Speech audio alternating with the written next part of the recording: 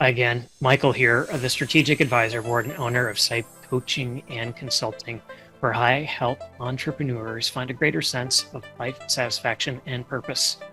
All right, on today's episode of Empowered Leadership, I'm going to be talking about how to value the relationships with your vendors. Now, most businesses spend a lot of time when they're hiring trying to hire that star performer. They're not looking for an above average performer that can come in and fill a seat. What they're really looking is for that person to come in and help accelerate the growth of the company. That's that star performer we're looking for. So we spend a lot of time and energy looking for those kinds of employees. Somebody's going to make a really big difference. Well, in today's day and age, in the gig economy, we do a lot of outsourcing, whether it's for products or services.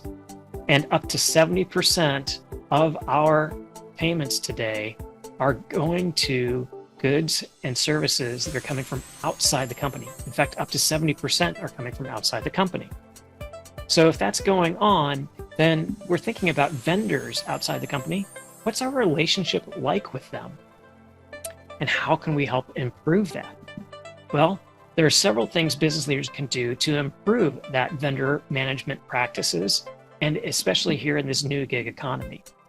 So one of the first things we want to do is develop a systematic selection process and treat negotiations as a win-win.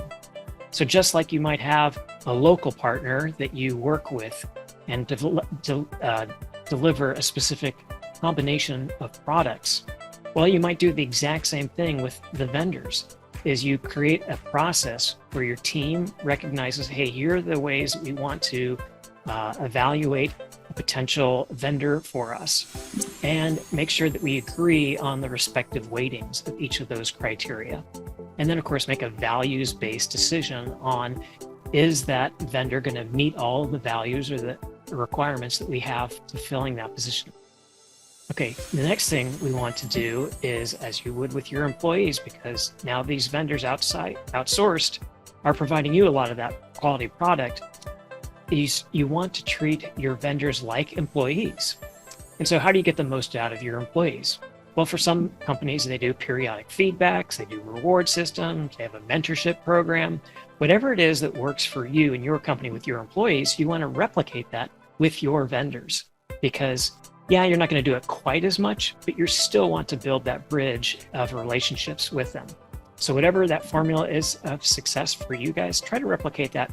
And that becomes kind of a mindset shift that, hey, even though they're not on my payroll, I'm still going to treat those vendors as fellow employees, right?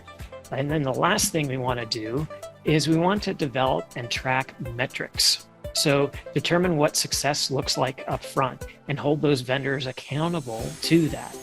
So whether it's a new set of widgets, whether it's number of customers or clients brought on, if it's something that is a quality assurance thing, like a certain number of things have to be flawless, whatever those metrics are in terms of the success, then we want to state that up front. And we don't want to be moving that target around. Like, we don't want to change in midstream. Sometimes we have contracts, and so that's not going to be the case. But there are other times where it's a little more of an informal relationship. So we don't want to hurt that trust that we've built with the vendor that, hey, this client's going to change them.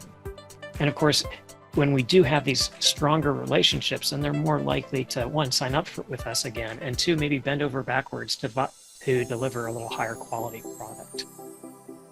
All right, so I hope you found that these ways of helping strengthen relationships with our vendors outside of the company was valuable for you.